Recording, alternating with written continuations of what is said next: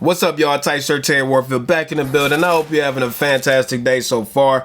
Let's cut right to the meat and potatoes. Today we're going to talk about 10 Final Cut Pro tips and tricks that I've picked up that I think will be super helpful to a lot of y'all. And hopefully you don't know all of them, so you learn something. But that's what we're going to do in this video today. Now, I'm not proclaiming to be some professional Final Cut Pro wizard because I'm not. I'm still learning, so if I miss anything or I do something wrong, let me know in the comments. I'm always open to learn new stuff. So the first tip I have is, did you know that you can actually change the size of your project without having to start a new project? Did you all know that? Because I surely didn't up until a few months ago. So if you have a project selected, if you go over here to your inspector window and you go to modify, a window pops up where you can change the resolution and frame rate of the project that you're working on. And this is super helpful because, like, a lot of times I go from creating a rectangle version like for YouTube or Twitter, and then I want to go make like a vertical version of it. So I want to go make like a TikTok or a reel or something like that. So if you click the drop down for video, you can actually go custom and then type in whatever aspect ratio you want to do right here.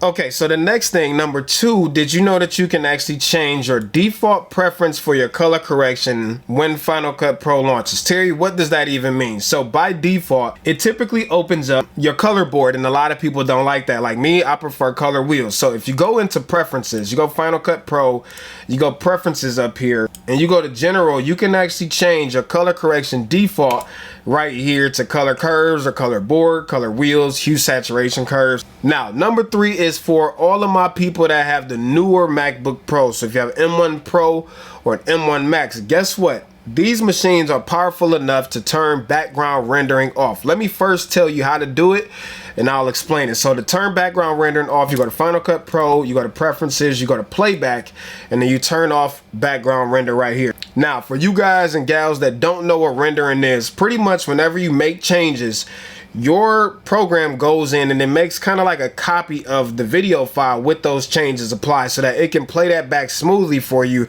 in real time. Now, with computers that are typically less powerful, this is necessary because they don't have the oomph, the processing power to play back stuff in real time, where these new machines do. The benefit is you don't have to deal with huge libraries full of render files. Those render files will fill up your hard drive so freaking fast. So since I've had the M1 Pro MacBook Pro, which I have a whole playlist up there about, since I've had this, the only time that I need to render is like when I'm doing like motion VFX stuff, right?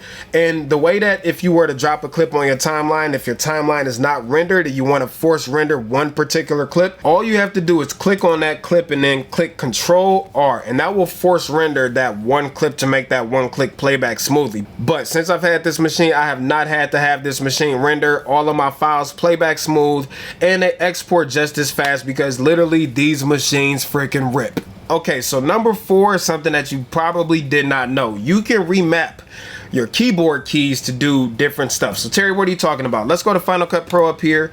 Let's go to commands, and then let's go to customize. So I'm going to use a specific example because this was super helpful for me. So typically, like when you're on the timeline, let me close this out, right? And I want to cut it right here. I got to hit B for blade, and I got to make my cut.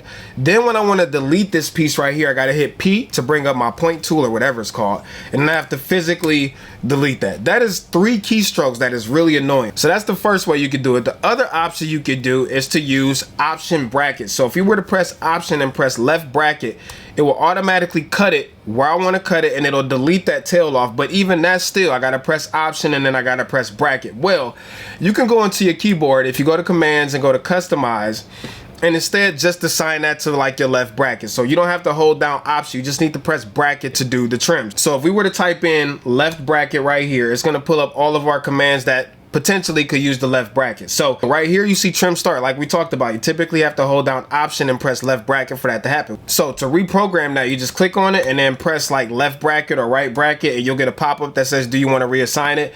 And then that's all you need to do. And that's going to replace the option plus having to select either the left or right bracket, just to trim and cut at the same time. So that's been super useful for me. All right, now number 5 is the range tool. So this is super helpful when you are editing audio. Right now, if you have an audio track on there, you have dialogue on there also, usually to like lower the volume in places where somebody's talking, you need to manually cut it and then manually lower that clip. The problem is there's no gradual change in volume, number 1. Number 2, when you have to make several of these, it gets very, very tedious, and this is where the range tool comes in handy. So to bring up the range tool, we press R, and then we select our subject, and then you'll see these handles on the end of it, right? Well, if we bring our range tool in on both sides and only have the part selected that we want to increase or decrease the volume, check this out. If I move this up, now I have a gradual increase in my audio. So it goes from quiet to gradually getting louder and then quiet again. Now the good thing with this is we can move these anchor points or keyframes to dictate how fast we want the audio to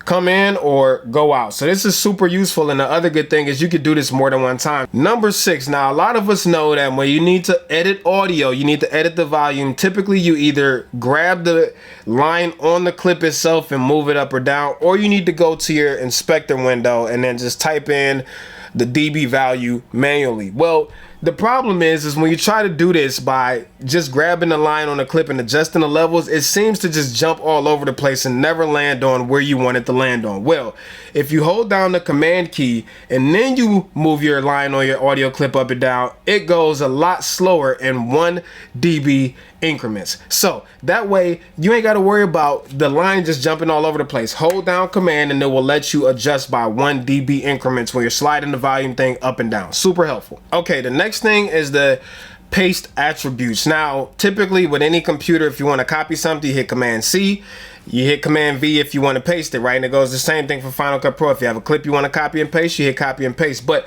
there's sometimes where you actually just want to be able to pick certain things that you paste over, right? So if we were to press Command C on this clip right here and then press Command V over here, all it's going to do is repaste our clip. But if we now instead go on the clip next to it and press Shift Command V, now we get a pop-up that says paste attributes, and from here I can pick the individual attributes that I want to paste over to this clip, such as like the color wheel, such as like transform, so position, crop, spatial conformant, all of that stuff. This is super useful when maybe you don't want to use an adjustment layer, but you just want to paste certain attributes to a group of clips.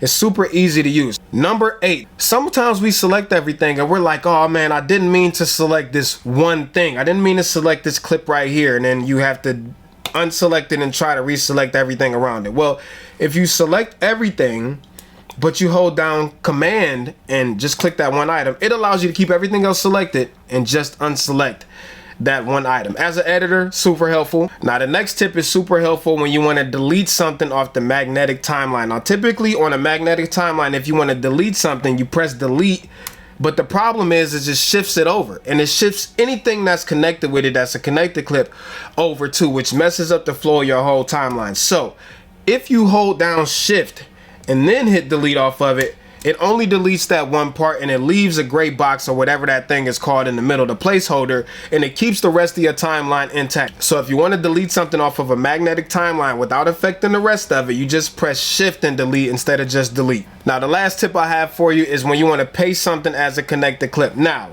I'm going to show you. So let's say I wanted to control C this and then maybe copy this over here. As you saw over here, it pasted it in the middle of my timeline and shifted everything else down, and I do not want that to happen because it's throwing off the flow of my whole timeline. So let's undo that, and I'm gonna go that same clip, but instead I'm gonna go ahead and press Control C to copy it. This might be a different clip than I initially selected, but the premise is the same, right?